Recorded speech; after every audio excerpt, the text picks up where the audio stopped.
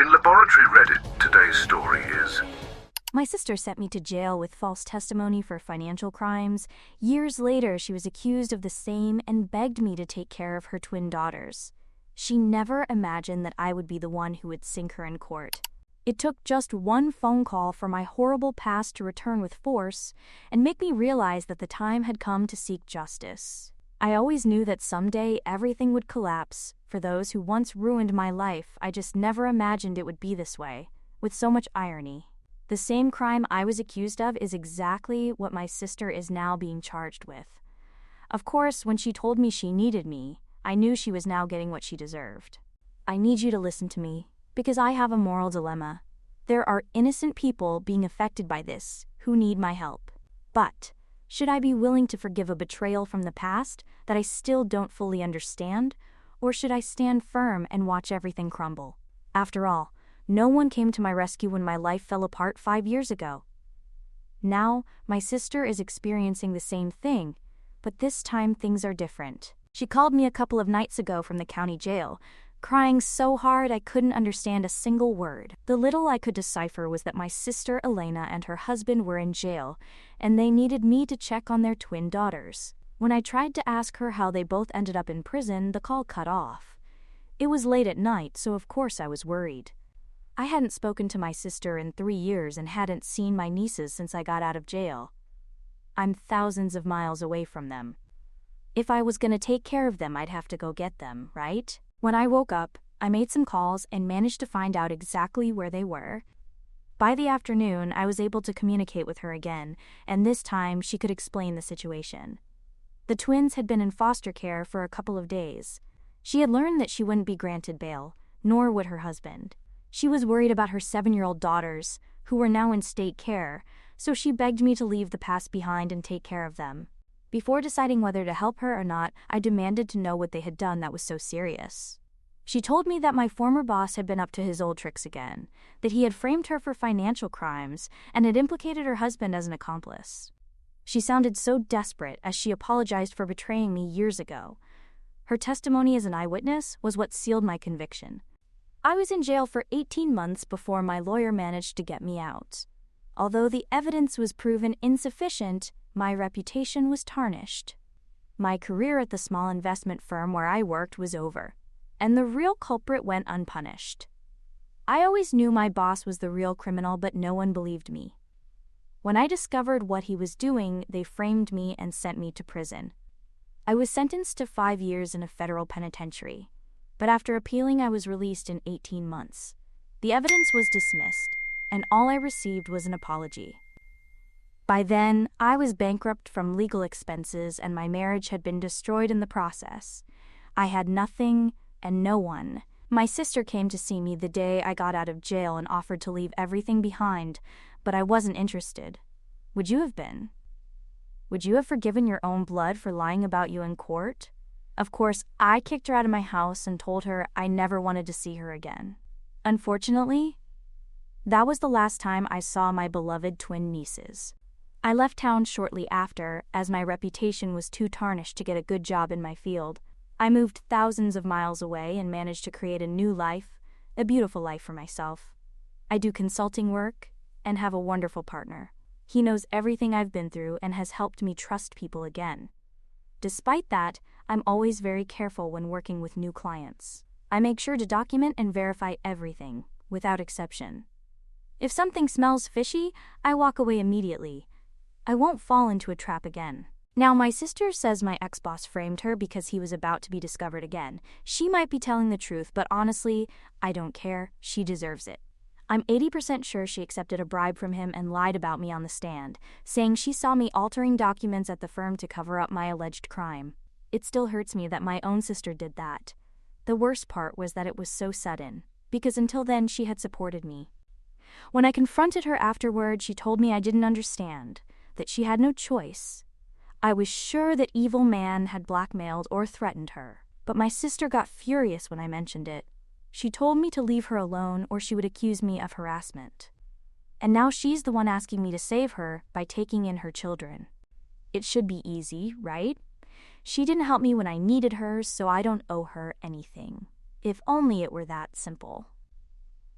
I talked to the foster parents because I wanted to know how the situation was. They told me they couldn't keep the twins for more than a month. My sister's trial is in 3 months, and she has no right to bail. Most likely the girls will be sent to another foster home, but who knows if they'll be well treated. Also, if they're found guilty, then the girls will remain in the system until they come of age. The worst part is that there's no family member who can take care of them, and my sister and I have been the only family for each other for years. That's why it hurt so much when Elena turned against me in court.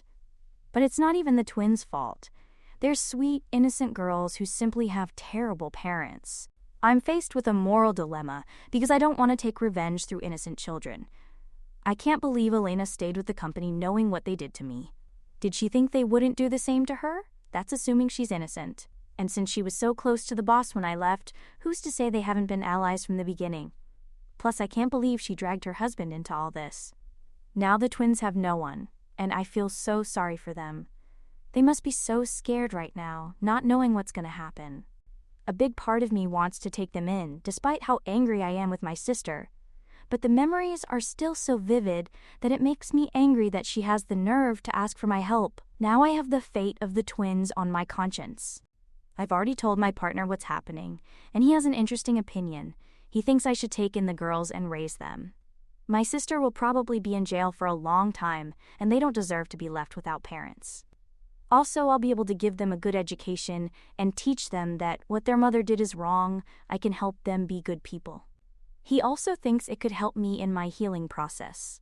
And well, he's right, I'm still so hurt by what my sister did to me. It was so hard for me to let someone get close to me when I moved here. My partner had to be very persistent and constantly prove to me that he had no ulterior motives, because I believed everyone was looking for something. The only close people I have are him and his sister. I still don't have friends or socialize with my coworkers, and I still have that belief that people will do anything to get ahead in life. I've thought about changing careers, but I love what I do too much. So should I set aside my anger toward my sister and take care of the twins? Or should I refuse and walk away from all this? I have every right to refuse to help her and continue with my life, but I'm also torn between what I feel in my heart and my fear for the girls. I don't want their lives to be ruined because of their mother. They're so good, and I miss them a lot. Also, I've had that desire to have children around, though I haven't told my partner. Maybe they could stay with us for a while until my sister finds another solution. Maybe they can stay with the husband's family, but I know they don't speak. There are decisions. What am I going to do? Update 1. It's been exactly 2 weeks. I'm between thinking I'm completely crazy or that I made the best possible decision. But it's done. I decided to take care of my nieces. Today we arrived home together, and I made the decision shortly after my last post. I decided that they would not be punished for the sins of their parents. My problem is with my sister, not with them. My sister, obviously, was over the moon when I informed her I was going to help. She told me she wished she could go back in time and tell the truth on the stand. That she didn't know her boss was going to turn against her like that. She swore by everything that she's innocent. I couldn't decide if it was true or not. Before leaving town, I went to see her and made sure to make the rules very clear. She's going to have weekly calls with the girls, but she's not going to ask me for help with her legal expenses. Regarding the twins, she gave me access to some savings accounts she had opened for them. Fortunately, they weren't frozen along with her other accounts because they were in their grandmother's name. But that was another problem. My sister didn't tell me that I was going to have to convince the grandmother to take the girls out of state. She only told me after I had already made the decision to take them. Apparently, the grandmother wanted to keep custody, but she was sick.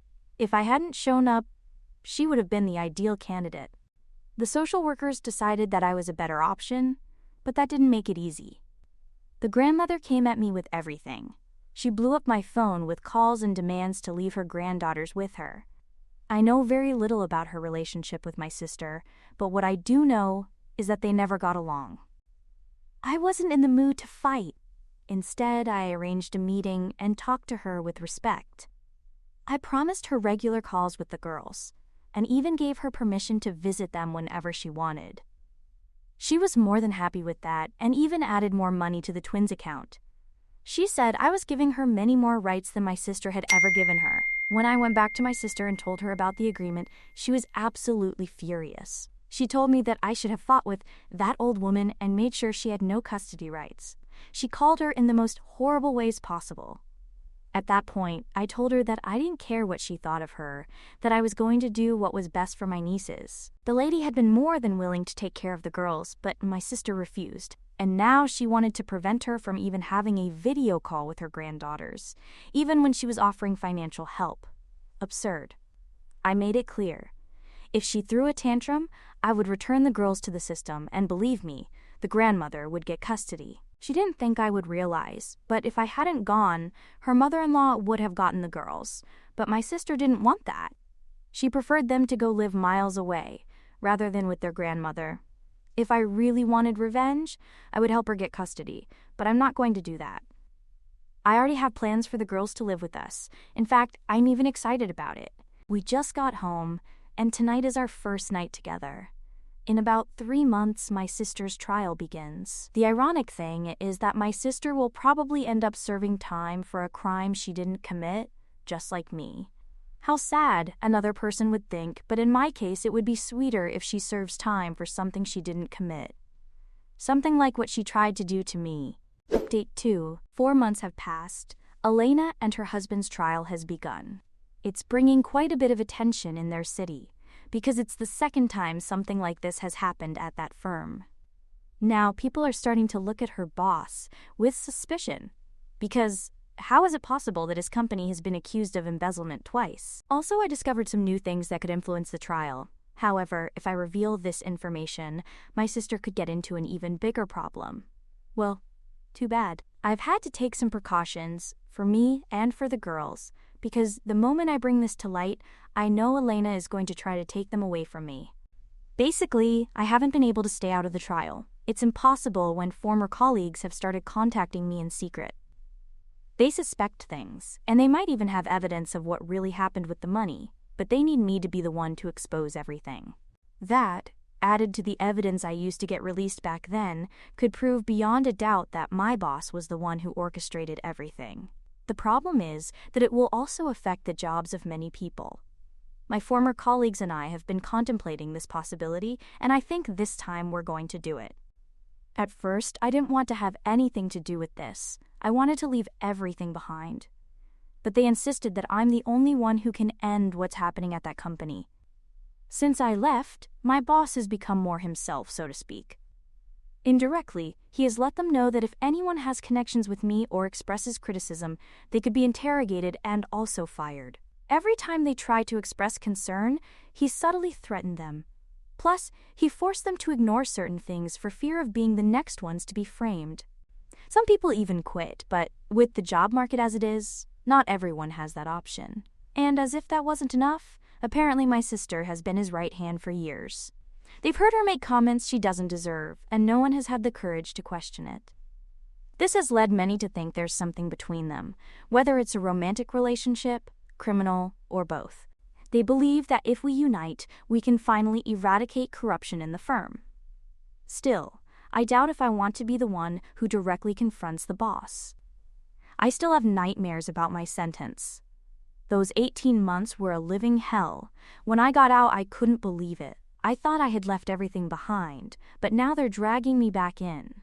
And though it pains me to admit it, I have a desire for revenge against everyone who threw me under the bus. I'm trapped between peace and chaos, and I must decide soon, because I don't have much time. The other problem is that I need to get my sister to give me full custody of the twins, so she can't get them back, no matter what happens. I might have to lie or use some trick, and I don't feel good about lying, but on the other hand, she betrayed me not long ago. In a few days, I'll return to my old city under the pretext of helping her. I told her she needs to sign some documents to protect the girls from their grandmother and make it easier for me to raise them. Maybe I should legally adopt them to make life easier for everyone, and I hope she listens to me and understands that it's for the best. Once I have full custody, I'll do what's best for everyone. I still haven't decided if I want to forgive her or bury her along with my boss. Maybe these 3 months in jail have taught her something. Who am I kidding? They haven't taught her anything. and I have no desire to forgive her. She's living through everything she brought upon herself, but I need to do right by my nieces first, then it will be time to deal with her. What do you think? Do you think she deserves a second chance? I don't think so, but I'll be reading the comments. Update 3. It's been exactly 2 weeks. Yesterday I was a surprise witness at the trial, and it turned out to be one of the most controversial moments of the entire process. I almost couldn't speak, but the prosecution insisted that my testimony was key to uncovering the truth. You should have seen the faces of my sister, her boss, and my brother-in-law when they saw me take the stand. Unforgettable. I began by telling the court every shady thing my ex-boss had done. The prosecution backed me up by presenting all the evidence that my former colleagues had provided me. How satisfying it was to be back in a trial, but this time it wasn't mine, and I was helping to put the deserving ones in jail. Seeing my ex-boss's face when he finally realized he was finished was the most gratifying moment of the trial. Although my sister's wasn't bad either. My boss throughout the process had been arrogant, confident that nothing pointed to him. And for a moment, my sister believed I had come to save her. She had that hopeful look, but then I twisted the knife, just as she did to me 5 years ago. I started naming all those involved in the scheme. Among them, my sister, several higher-ups in the company, and of course, her dear boss. Her face collapsed when she realized I hadn't come to save her, I had come to sink her even deeper. The courtroom erupted. The former accused employee now turned star witness, returning to do justice with irrefutable evidence. The judge had to call for order several times because the commotion was total. There were many employees in the room. This statement changed everything. It will possibly extend the trial because I revealed even more crimes than were known. I had to run to the car when I finished because everyone wanted to talk to me. I didn't waste time leaving the city, knowing my job was done. My sister called me every chance she got after that, but I didn't answer. I didn't do it out of cruelty, but because I was finalizing the adoption papers, the same ones she signed when I went to see her. I asked her to allow me to adopt them, to include them on my health insurance. She agreed without much drama, since they're looking at least 3 years in jail, and the last thing she wanted was for her daughters to be left without medical coverage. Up until that point, our relationship was improving, according to what I made her believe. We were rebuilding trust, which is why she never imagined I would be the one to sink her. I could have saved her and not testified, I don't know. It's likely someone else would have spoken up, but I'm sure I would have been left wanting to be the one who put her behind bars, where she belongs. I'm sure many people will be angry with me because I've done what she wanted, take care of her daughters. Surely now she'll be thinking from her cell, how good that my sister is taking care of my daughters. But no, when she gets out, this won't be the end of it. Update 4. I know I haven't posted here for an entire year, but here we are. 3 months ago they finally sentenced my sister. After the trial dragged on longer than expected with all the new evidence and extra charges. Her boss also made sure to delay it as much as possible, using every excuse under the sun. But in the end, it ended up backfiring, because the longer it took, the more came to light about him. Very early in the trial, he lost his job, but the damage was already done to the company. Most of the executives were fired, and there was a huge restructuring. Fortunately, some of my former colleagues, with whom I stayed in touch, got their positions back. They've been working hard to renew the company's image, and they even offered me a chance to return. I don't think returning to that company is among my priorities, no matter how much it's changed now. And speaking of starting over, we also decided that the girls deserve a real fresh start, without the shadow of their parents. Without being manipulated to be against us, though I had already warned my sister, every time the girls talked on the phone with her, she would speak badly about me. And of course, they would come back with a horrible attitude. I wondered why my sweet, well-mannered girls were changing so much. Until one day I heard the end of a conversation between them and their mother. That's when everything clicked. Their father, on the other hand, never approved of these calls. In fact, he stopped calling them sometime after being sentenced. He even stopped receiving their mother, too. He doesn't respond to her letters, and she's very worried about him. She believes he's ashamed of his actions and doesn't want to face her. Maybe he doesn't want his daughters to see him like that either, although I don't know for sure. During the trial, my sister was the one who made the most noise. He barely spoke. He only admitted that she got him into the whole embezzlement thing and that he voluntarily helped hide the money. I felt a bit sorry for him, to be honest.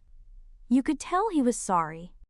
I even thought about allowing him to make some calls with the girls, but he refused. Maybe when he gets out of jail he'll want to contact them, but he's also signed the adoption papers. He's not a bad person, but he's always been trapped in my sister's orbit. Maybe, if he had had the courage to refuse to participate, he would be in his daughter's lives right now, and not behind bars. After discovering how badly my sister spoke about me to her daughters, the calls ended. Not because I had forbidden it, but because I sat them down to explain what had happened, and what their mother did years ago, which also explained why I wasn't in their lives. They've understood everything, at least as much as girls their age can understand. I had to use analogies and that sort of thing, but it was clear to them that their mother wasn't behaving well. But you'll want to know how long they'll be in prison. My ex-boss will be there for about 20 years for the endless list of crimes he committed. My sister 15, for basically being his accomplice. And my brother-in-law will get 4 years. Although I should call him ex-brother-in-law, because he's applying for divorce from my sister from jail. I've heard of people divorcing with one person outside, but I've never heard of 2 inmates divorcing. Though I have heard of inmates falling in love. No, it's not a love story for my sister. If anything, it's a nightmare for her, because now she knows that her worst enemy is raising her daughters. Update 5. You wanted an update, but I don't know what to tell you. It's not like my sister can do anything from inside jail. She's tried to call me, but when I hear that I have a call from the penitentiary, I hang up. For those who say I went too far with my sister because at some point she'll get out and come after me, I have something to say. Let her try. Should I not have testified and allowed her to get out of this easily? I don't think so. Should I have given custody to her grandmother? She would still be angry, and besides, she was an elderly person who wouldn't have been able to take good care of them either. If my sister is upset, well, good. Let her try to get revenge. I'm looking forward to it. But putting aside the pessimistic comments, let's move on to my nieces. They are happy and adapting very well to life here. My partner acts like a father to them, and we're considering getting married to make it official. And you know what? We've had to put them in therapy, because living with their mother wasn't as good as some people think. A couple of times they've made simple mistakes, like dropping a cup on the floor, and they've reacted as if they expected a disproportionate punishment. That says a lot. There's a reason the grandmother wanted custody. She knew the girls weren't doing well with my sister and took her opportunity, which explains why my sister hated her so much. That's all I can think of. I hope everyone is well, wherever you may be reading me from.